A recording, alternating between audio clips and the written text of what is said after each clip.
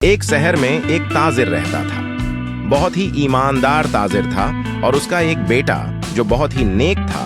बाप की हर बात मानता था। ताजिर अपने बेटे को हर दिन 100 रुपया देता था और कहता था, बेटा जा किसी गरीब को दे दे।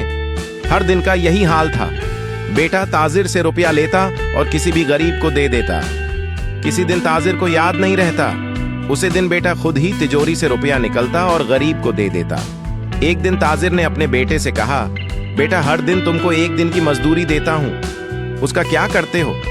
बेटे ने कहा, गरीब को दे देता हूं। ताजिर ने कहा, तो ठीक है, बहुत अच्छा करते हो, लेकिन बेटा मैं अब बुढ़ा हो चुका हूं और तुम जवान हो चुके हो। अब मैं कोई कमाई नहीं करता।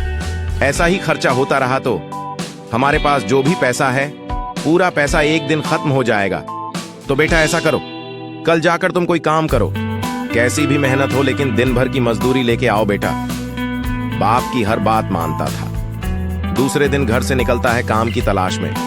इधर उधर भटकता रहता है। बड़ी मुश्किल से काम मिला।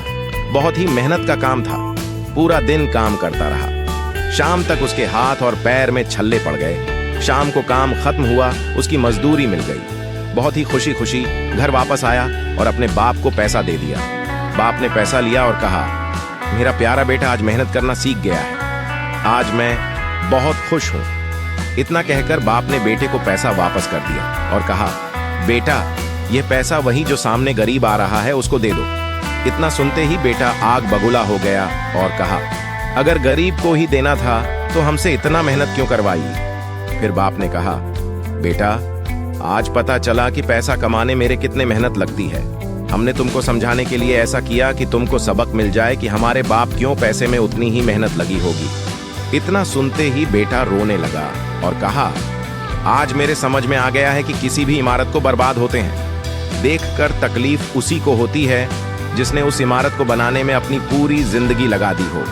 बगैर मेहनत हासिल होने वाली चीज की कोई कदर नहीं करता। सबक एक की हम सबके लिए। इस कहानी से हमें यह सीखने को मिलता है कि मेहनत से कमाए हुए पैसे की अहमियत और कद्र होती है। जब किसी चीज को हासिल करने के लिए खुद मेहनत करनी पड़ती है तब उसकी